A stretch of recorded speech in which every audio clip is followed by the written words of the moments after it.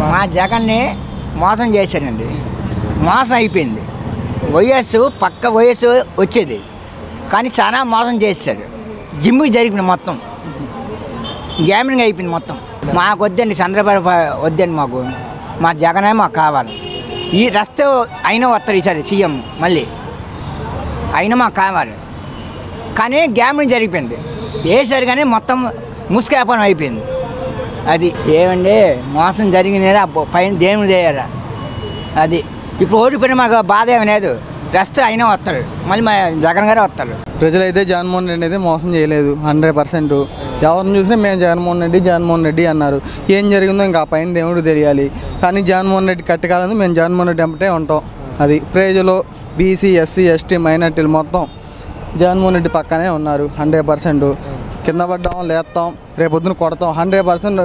2029లో జగన్మోహన్ రెడ్డి ముఖ్యమంత్రి అవుతారు. 6 నెలల్లో ఈ కూటమి అనేది చీలిపోయింది. ఇది 3 ముక్కలాట అయింది. ఏ పవన్ కళ్యాణ్ ఈ బీజేపీ మళ్ళీ 3 ముక్కలాట అయింది, మళ్ళీ రిపీట్ అయింది. ఏం వద్దు, జనాలకు భయం ఏం వద్దు. జగన్మోహన్ రెడ్డి అండగా ఉంటారు, పార్టీకి అండగా ఉంటారు, బాగుంటుంది. ఏం ఇబ్బంది ఏం లేదు. గెలిచారన్న, ఎవరు ఓట్లు వేస్తే గెలిచారు? టీడీపీ వాళ్ళు వేసి, బీజేపీ వాళ్ళు వేస్తే పవన్ కళ్యాణ్ గెలిచారు. పవన్ కళ్యాణ్ సింగిల్గా ఏమైనా గెలిచారా? సింగిల్కి వెళ్తే పోయినసారి చూడలేదా ప్రజలు? ఏమన్నా ఇప్పుడు వీళ్ళు డబ్బులు కొట్టుకుంటున్నారు. 2024లో ఇప్పుడు గెలిచారు, ఓకే, ఇబ్బంది ఏం లేదు. ఎవరు ఓట్లయితే గెలిచారు. కానీ మా జెండా ఒకటే, మా నాయకుడు ఒకటే, మా గుర్తు ఒకటే. మా నాయకుడు జగన్మోహన్ రెడ్డి, మా జెండా వైఎస్ఆర్సీపీ, మా గుర్తు ఫ్యాన్. మేము ఎవరి జెండాలు మొయ్యం, ఎవరికి ఓట్లు వేయం.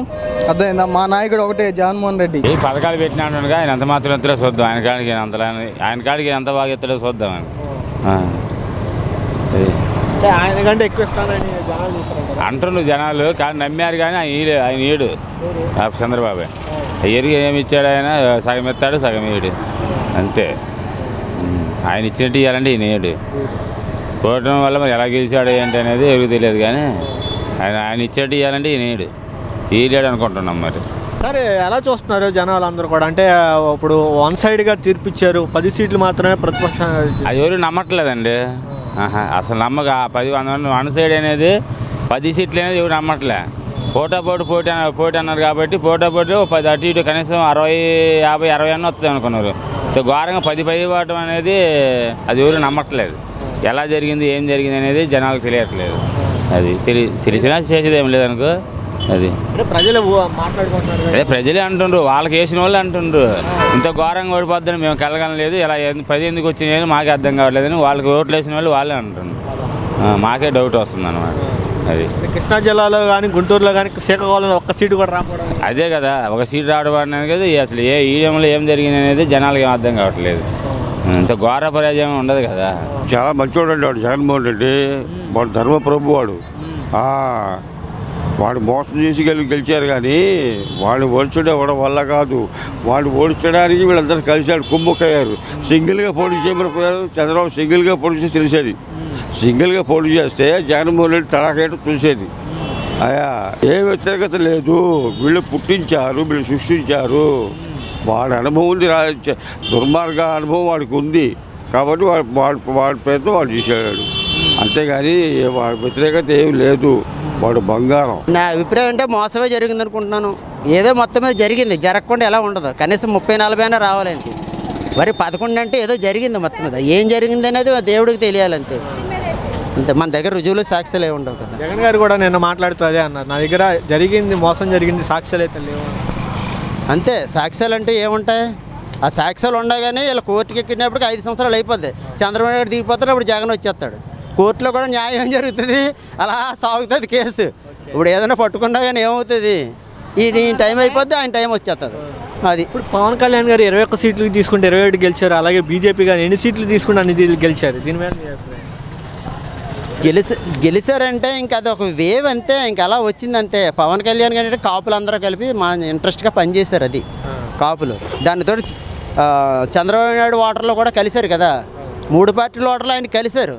ఒరిజినల్గా పవన్ కళ్యాణ్ వేయాలంటే, పవన్ కళ్యాణ్ అంటే కుర్రోడు ఆయనకి వేయాలంటే చిన్న కుర్రోళ్ళు అందరూ వేయాలి ఓట్లు. ఇంట్లో తల్లి తండ్రి ముసలా మొక్క ఎత్తినా కదా ఎవడో నెగ్గిది రాజకీయంలో. కానీ ఆయనకి అలా వేయరు. ఆయనకి వేయలేదంటే కారణం తెలుగుదేశం వాళ్ళు ఉన్నారు కదా అక్కడ, వాళ్ళు కూడా కలిపి ఈయనకి వేశారు. ఆ బ్యాచ్ 3 కూటములు కలిసి ఇప్పుడు 3 పావులు కలిస్తే అంతా 30 ఇది 1 పావలా అది 30 పావలాగా తేడా వస్తుంది కదా, ఆ రకంగా తేడా వచ్చింది. సార్ ఇప్పుడు మీరు చూస్తున్నారు కదా ఏదైతే ఉందో బీజేపీకి అసలు మన రాష్ట్రంలో ఎక్కడ కూడా గతంలో ఎక్కడ పోటీ చేసి గతంలో తక్కువ సీట్లు గెలిచింది 2014. కానీ ఇప్పుడు ఎన్ని సీట్లు పోటీ చేస్తే అన్ని సీట్లు ఎంపీలు కూడా గెలిచింది. ఇప్పుడు పోల్ మేనేజ్మెంట్ గురించి బీజేపీతో కాంట్రాక్ట్ పెట్టుకున్నాడు. వాళ్ళు వద్దని ఎన్నిసార్లు చెప్పిన చంద్రబాబు నాయుడు వదలలేదు కదా. ఎన్నోసార్లు తిరిగి రాష్ట్రకి సాధించుకున్నారు ఇద్దరు కలిపి. పోల్ మేనేజ్మెంట్లోని ఆ ఈవీఎంలో ఏదో జరిగింది మొత్తం మీద, లేకుండా వాళ్ళు చెప్పిన వాళ్ళ పోటీ చేసిన అన్నీ రావు. ఏదో మొత్తం మీద మోసం జరిగింది, జరగకుండా మాత్రం లేదు. సార్ ఇప్పుడు కేంద్రంలో చంద్రబాబు నాయుడు అవసరం వస్తుంది, కానీ ఇప్పుడు ఏమైనా మన రాష్ట్రానికి ఉపయోగపడే అవకాశం ప్రత్యేక హోదా గురించి కానీ అలా వైజాగ్ స్టీల్ ప్లాంట్ గురించి మాట్లాడే అవకాశాలు ఉన్నాయంటారా చంద్రబాబు నాయుడు ప్రత్యేక హోదా గురించి అడుగుతాడని అనుకోవట్లేదు. ఎందుకంటే వాళ్ళు 10 సంవత్సరాల నుంచి అధికారం లేకుండా ఉన్నారు. దానిలో వాళ్ళకు కూడా జేబులన్నీ ఖాళీ అయిపోయి ఉంటాయి కదా. ఇప్పుడు వాళ్ళు ఏ రకంగా ఇస్తారనేది అడిగి చూస్తాడు. ఇప్పుడు ఆల్రెడీ ప్రత్యేక హోదా అడుగుతాడని అనుకోవట్లేదు. ఆల్రెడీ స్పెషల్ స్టేటస్ ఇస్తానని ముందే చెప్పేశారు కదా వాళ్ళు. ఇప్పుడు అడగలు అలాంటివన్నీ ఏమైనా నిధులు వనరులు కావాలితే వెళ్ళి అడుగుతాడు అంతే. వాటిల్లో ఏదైనా కుదుర్చుకుంటాడు అంతే, ఒప్పందాలు కుదుర్చుకుంటారు తప్పించి హోదా అడుగుతాడని మాత్రం నేను మాత్రం అనుకోవట్లేదు. స్టీల్ ప్లాంట్ మాత్రం ఆగుతుందని అనుకుంటున్నాను. ఎందుకంటే చంద్రబాబు వాళ్ళు ఆగదు స్టీల్ ప్లాంట్. మోడీకే అక్కడ తక్కువ వచ్చింది, మెజార్టీ మోడీకి తక్కువ వచ్చింది కదా. స్టీల్ ప్లాంట్ ఇంకా ఎలా చేస్తారు? స్టీల్ ప్లాంట్ కానీ రైల్వే కానీ దేని జోలికి గవర్నమెంట్ పథకాల జోలికి ఆయన రాడు. ఇంకా మళ్ళీ నెక్స్ట్ ఏమన్నా ఫుల్ మెజార్టీ వస్తే 400 సీట్లు వస్తే మోడీకి అప్పుడు ఆలోచించడు. ఆయనకు వచ్చి 240 కదా. కూటమి అంతా కలిపితేనే ఆయన గవర్నమెంట్ ఫామ్ అవుతలేదు. ఇప్పుడు అంత స్పీడ్గా వెళ్ళడం ఎలాంటి ఏం చేయడు కూడా ఇప్పుడు అని నేను అనుకుంటున్నాను. అది సరే సార్, కూటమి గెలుపు అంటే మరి మొత్తానికి మోసంగా జరిగిపోయింది ఏమంటారు? లేకుంటే మరి జగన్మోహన్ రెడ్డి ఇన్ని పథకాలు పెట్టినప్పుడు మరి ఆయన తప్పకుండా మరి గెలవాలి కదా. గెలవాలంటే ఏదో సంథింగ్ ఏదో జరిగిపోయింది. అది అంటే ఇప్పుడు గతంలో 157 వచ్చినప్పుడు అలా ఎందుకు అనుకోలేదన్న? 157 వచ్చినప్పుడు మరి 157 వాళ్ళకి వచ్చినాయి కదా. ఎవరికి? వైసీపీకి వచ్చినాయి. తెలుగుదేశం ఎందుకు వచ్చినాయి? 23 వచ్చినాయి. మరి అట్టా కూడా అనుకోవాలి కదా. ఇప్పుడు ఆయనకి 23 రావాలి కదా. రావాలి కదా. మరి అది అంటే ప్రజల్లో వ్యతిరేకత ఉందని కొంతమంది. ఏం లేదు సార్, అదంతా ఒట్టి మాట. ఎందుకంటే మరి తిన్నవాడు ఎవడైనా సరే కృతజ్ఞతగా ఓటేస్తాడు కదా. అదంటే చంద్రబాబు నాయుడు కొన్ని పథకాలు చెప్పాడు కాబట్టి ఇంకా ఆయన మీద కొద్దిగా డిపెండ్ ఉండొచ్చు. పిల్లలు చూస్తే చాలు మనం ఎంతకి వచ్చింది. మనం ఎలాగ కష్టపడుతున్నాం. పిల్లలే ముందు పిల్లలు ఈ ముసలోళ్ళు బాగా పింఛనికి వచ్చిన వాళ్ళు ఎంత బాధపడుతున్నారు. అక్కడికి వెళ్ళి ఎంతమంది చచ్చిపోతున్నారు. ఇక ఎంతకంటే మనం చేసేది ఏం కాదు. వాళ్ళు కూడా కథ ఇంటికి వెళ్ళి ఏదో కథ ఇచ్చామనుకో, కథ పర్వాలేదురా బాబు, కథ మేము కథ బతికామని చెప్పేసి వాళ్ళు అనుకో అవునా కదా. అది మేము అనేది. ఇంకా అంతకంటే ఎవరు వచ్చినా మాకు కష్టాలు తప్పవు.